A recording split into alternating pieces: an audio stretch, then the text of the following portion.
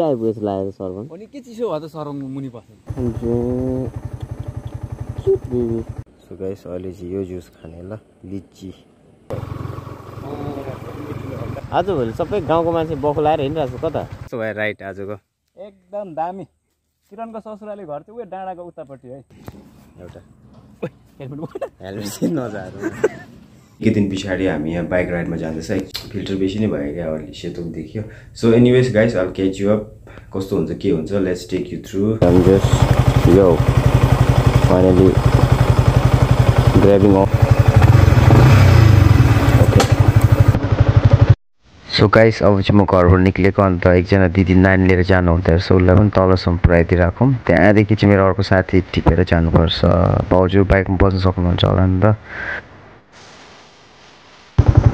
कसरी झऱ्यो उठ्नु नभएर बल्ल उठाएर मरेछु छोरी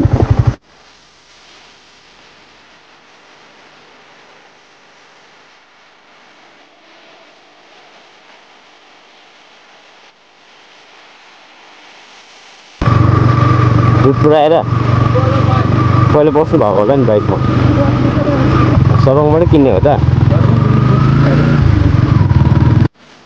गाइस अहिले चाहिँ भोरमा छ कि अन्त त्यो अहिलेको दिदी ड्रप गरेर साथीलाई पिकअप गरिसक्यो अन्त त्यो सरबङ पुगेर किन्ने भनेको चाहिँ कुन त के हो सायद उसको गर्लफ्रेन्डले सामान किन्ने भनेको होला अन्त अगाडि चाहिँ थिम्पूको बस जाँदैछ अब यसलाई त ओभरटेक गर्नु पऱ्यो नि त त्यति स्लो पनि कुदाउनु भएन गर्लफ्रेन्डले त साह्रै स्लो कुदाउनु भन्थ्यो क्या त्यही हो गाइस यस्तै हुँदैछ राइड चाहिँ एकदम मजै हुँदैछ होइन मजाको हुँदैछ अगाडि के हो फ्यान्टास्टिक देखेँ त होइन रहेछ यति सुब्रो छ गाइस के अरे अब हामी सरबङ जाँदैछ हो अन्त पुग्न आँटी स्पिड कुदाउँदैछु नि त त्यो छोड्दै देख्नु भयो नि त्यसको मुनि चाहिँ इन्डिया जाने बाटो हो तर पहिला जान्थ्यो अहिले लकडाउनले गर्दा जान दिँदैन रहेछ कि अब हामी सरबङ पुगिहाल्यो अब छिटो आइपुगेछ लाग्यो त के चिसो भयो त सरबङ मुनि बस्नु त्यो जुन चाहिँ त्यो देश क्याम्पबाट होइन घामले नभेटेर सो गाइस अहिले चाहिँ यो जुस खाने ल लिची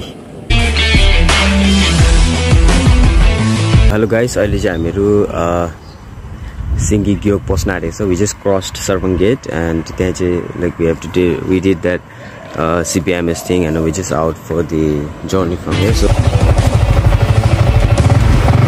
अलिक बानी हुनुपर्ने रहेछ ए त्यो कोर्स गर्यो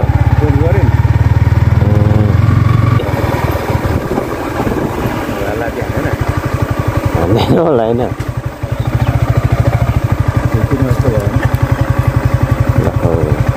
रोकिदिउँ होला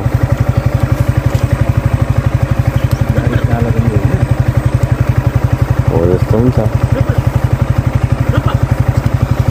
रेस्टाहरू यो गोरुले चाहिँ भ्याउला जस्तो गरेर आयो त ब्रो हुन्डरीको सालो छ्यादर कुदाइ गऱ्यो नि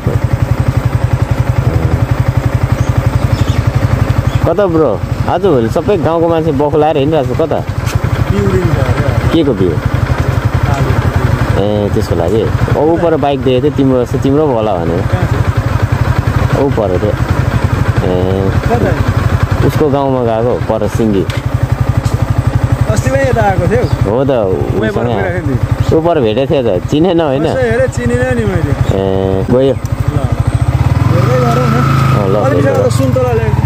ल ब्रो ल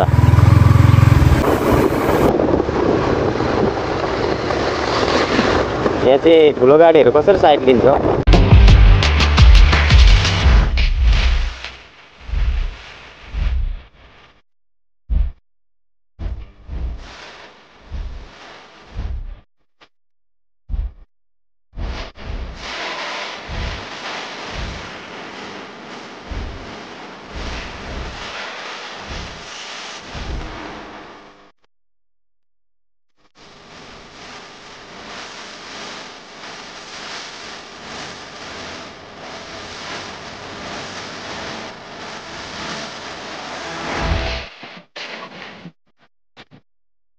सो गाइस अब खासै भन्नुपर्दा चाहिँ अब के अरे गेलिफुदेखि सिङ्गी आइपुग्नु त्यस्तै सर्बङ आइपुग्नु 33 किलोमिटर हो। त्यहाँदेखि यता अलमोस्ट 10 to 15 किलोमिटर चाहिँ छ होला। सो द्याट मिन्स अबाउट 50 किलोमिटरहरू छ। सो हामीले 50 किलोमिटर चाहिँ प्लेन हुनाले गर्दाखेरि we took exactly about 1 hour जस्तो लाग्यो क्या हामीलाई। खास चाहिँ थियो फोल राइड त्यति लाग्ने रहेछ यस्तो हेर्दाखेरि। अन्त इट्स गेटिङ अमेजिङ। सो जाँदै गरौँ के हुन्छ होइन। अन्त के अरे अगाडि त गाई गोरुहरू 1000 जस्तो आयो त एकछिन स्टप गरेर लेट्स गो। मजा आउँदै होला नि गाइस। मलाई त्यति साह्रो भ्लग बनाउनु आउँदैन कि त्यति कुरा गर्नु आउँदैन जस्तो कि नेपाल इन्डियनहरूले गर्छन् त्यस्तो टाइपको। सो एनिवेज कति सानो बाटोमा हो।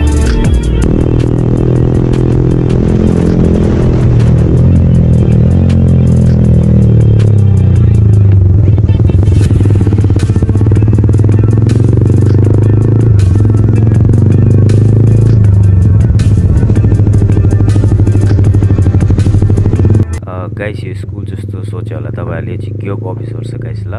के अरे सिङ्गी क्योक अफिस होइन। कोही कोही आइहाल्यो भने नहराउनु भ्लगमा देखाइदिइहालेको छ कि। अब हामी चाहिँ यहाँदेखि माथि जाने यो कुराहरू सबै मलाई साथीले भनेको नि फेरि मैले आफू कसरी जाने भनेर सोचेँ होला कि। सो यहाँहरू छ क्योक अफिसको गेट चाहिँ तपाईँ गभर्मेन्ट अफ भुटान क्योक एडमिनिस्ट्रेसन गर्छ नि GEY पर्छ GGEY पर्छ।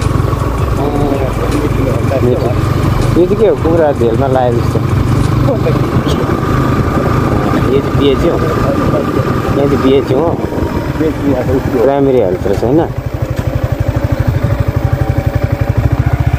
त्यतामा कसमा होला प्राइमेरी स्कुल हो यो चाहिँ प्राइमेरी हेल्थ अरे। अब यति नै होला के भन्छ उयो माथि पार्क हो स्कुल यहाँ पर स्कुल यही हो स्कुल उतापट्टि। यहाँ साइनबोर्डमा त पम्फा रेस्टुरेन्ट भनेर पनि छ रहेछ कि गाइस कसैको होला सायद होइन। अन्त यहाँ चाहिँ क्यारोकीहरू पनि छ रहेछ हो। अन्त के अरे यो अगाडिको गेट छ नि यहाँ चाहिँ स्कुलहरू छ। अनि यता त भिलेज भन्दा मजाको छ तर वर्कसपहरू त्यस्तो केही छैन रहेछ कि। एउटा बिएचयू त्यहाँदेखि क्योक एडमिनिस्ट्रेसन अन्त स्कुल प्राइमेरी स्कुलहरू छ। त्यहाँदेखि बिएचयू छ रहेछ होइन अघि भनिहालेँ। अन्त क्यारोकीहरू पनि छ रहेछ सानो सानो दोकानहरू छ रहेछ एकदम पिसफुल रहेछ क्या प्लेस चाहिँ। म त फर्स्ट टाइम आएको। अन्त ECCTहरू पनि छ रहेछ सानो नानीहरूलाई स्कुल आउनुको लागि। सो अमेजिङ लाग्यो क्या मलाई चाहिँ यहाँ यो प्लेस राम्रो लाग्यो फर्स्ट टाइम आएको क्या। यो कुराहरू चाहिँ सबै मलाई साथीले भनेको नि त। I'm just trying to translate it. उसले मलाई चाइनिजमा भन्दैछ अन्त मैले चाहिँ यहाँ पुरा नेपालीबाट दिइरहेको छु हो। बेसी नजाने अब यहाँदेखि माथि चाहिँ आर्मी क्याम्पहरू छ फेन्सिङदेखि माथि। अन्त यो मुनिको ECCT अनि त्यहाँदेखि अब हामी यहीँदेखि फर्किने किनभने अब यस्तै हो होइन घर पनि पुग्नु पऱ्यो नि त लिमिटेड टाइम छ त्यसले गर्दाखेरि।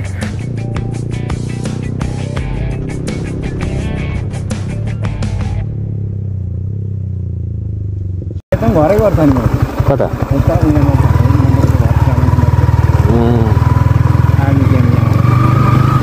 यो चाहिँ आर्मी क्याम्पै माथि चाहिँ कलोनी कहाँदेखि उता चाहिँ जानु पाउँदैन अरे। उता परै हो यहाँबाट हिँडेर गएको घन्टा लाग्छ गाडीमा बाइकमा आधी घन्टा कति हुँदैन।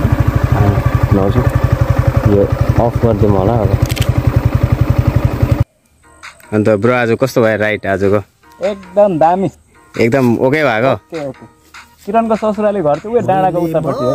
केटाहरूले यस्तोतिरको गर्नु पनि बनाएछ प्लेस डाँडादेखि उतापट्टि हो। ए डाँडा उता रे हो उयो डाँडाको उतापट्टि दामी छ नि।